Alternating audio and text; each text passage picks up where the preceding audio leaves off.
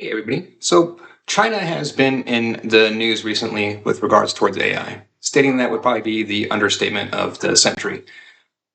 When it comes to these things, I like to stay kind of like out of the limelight when things are in the limelight, right? I don't like to discuss these topics um, as they're like most hyped up because I don't want to just follow the hype train within it. I like to take time, dissect it, formulate my own opinions, see what broader opinions are coming out of it, and then shake out from there. And so within this, I've formulated a very kind of like a broad opinion at this point as to exactly why China is beating flat out the United States with regards towards AI right now in a lot of areas, right? And I've talked about this particular subject for a few years now, actually. This particular research paper that we're looking at here, this research paper is dated June 1st, 2023. And if you go back like on the history of my channel, to one of my earlier videos, it's a very bad quality video, but there's a video, Ghost in the Minecraft from June 2023, where I talk very specifically about this research paper, right? That's exactly how I knew to find this specific research paper that I'm going to talk to you about. And that's where I know very specifically to go within it. I want this citation right here, right? And so, first of all, let me talk to you about this citation. So, very specifically, let's just read the sentence. Developing an automated agent that can master all technical challenges in Minecraft is akin to creating an artificial intelligence capable of autonomously learning and mastering the entire real-world technology. However, existing researches remain narrowly scoped. And then there's 3 citations directly for this sentence, right?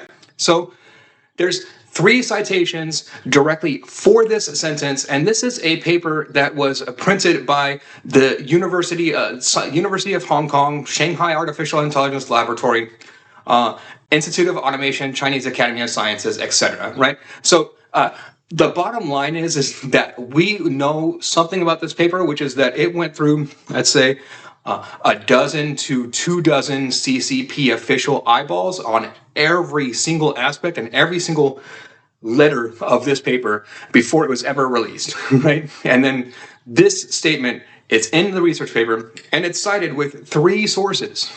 So what this tells us very specifically from June of 2023 is that China, on a governmental level, on a CCP level, has taken essentially a stance that I'll call it like computational consciousness theory, right? That essentially that the universe and the AI kind of and physics operates kind of a certain way and under certain assumptions, right? And this statement very clearly is a statement under computational theory. That this statement comes about because of computational theory, right? That if you can make this statement and kind of do this, you're fully in support of computational theory. And then so let's take this another step further. There's another important element within this, right? So is that Kevin O'Leary brought it up and talks extensively about this, right? Which is that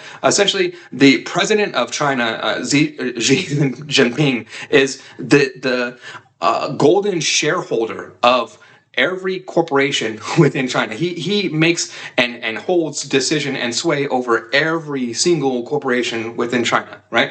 And then so if there's a corporation that is not acting in alignment with what the party wants, or they are not in line, right? And that's kind of how it goes.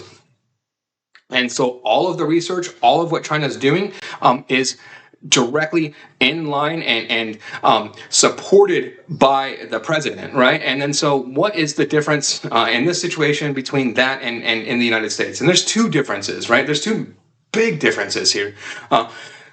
Number one is that in the United States, physics and physics breakthroughs are just it's worth a lot of money. That's the bottom line, right? Everything that we're talking about within this and AI advancement, etc., physics, we're talking about money. The first person that discovers these things, that owns these things, a sliver of these things is a billionaire, right? And so you have a lot of people fighting over that, and then it's really just a big game of that, right? So you have that huge equation, whereas you have that equation completely eliminated on the China side. The president is the golden shareholder, right? So it doesn't matter any competing interests. It's whatever the interests are, and then that also means that also is in line with the scientific theory too, right? Because what we're talking about here, computational theory, etc., like all of this. What they, this in the introduction, right? This particular sentence, like what they specifically outline here, like this is not currently accepted physics. Like this is currently debated physics, right? Currently heavily debated physics, but this is here in this paper, like but not in China, right? In China, this is fact because it wouldn't be here if it weren't. And then so that's the difference, right? Why is it fact? Because it's dictated that basically this is fact. But like that's how it goes. Like that is a actual good thing within this situation. Like it allows faster movement within this situation. You don't have to. In the United States right now, we are heavily paralyzed by this, right? Like a lot of what I talk about on a daily basis, a lot of what everyone deals with on a daily basis is these physics discussions. And then when you talk with a lot of researchers and a lot of like researchers that delve into physics spaces, it's a lot of independent and hushed conversations like that from corporate entities. You get then told not to have those conversations, not to share that information, right? Like because it's proprietary, and then we don't want to share that and go all about that. And then China doesn't have that same problem. People are trying to build moats off of physics advancements, because what else would you build a moat off of in this instance, right? Whereas China is not trying to build the moat off of it. They've just accepted it as their reality and building off of it. And it's a key difference within it, and just highlighting it. Whether or not you think that these are thinking machines, like all of the logic behind it, it doesn't matter. But that's the philosophy of the CCP in this instance, and then so you're competing against that ideology, like your ideology in it. If I hope you're right if you think they're wrong, because you're betting against it.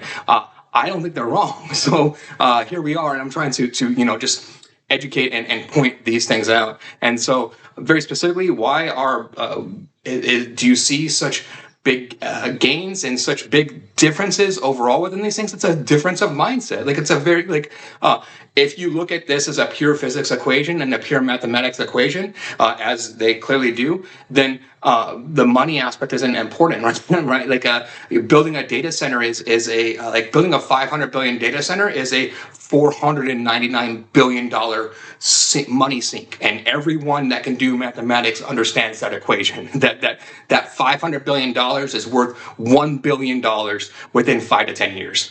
Oh, okay, you are essentially wasting $500 billion while other people are just going all in on the physics and the mathematics. And it's kind of the society that we've built and where we're at within it, right? That's kind of how I look at it. Is you have we're eating what we've made at this point, right? So at the entire tops of the circles, you have people that are putting the money and the monetary gains above physics, and then this is a field of physics, and then so you're now competing, and you have someone that is having a different ideology and a more scientific ideology flat out, and you're losing in the game. So change the tactics. Crying about it's not going to do it. So let's change the tactics here. Hopefully this is educational overall. If you like this stuff content, please like and subscribe.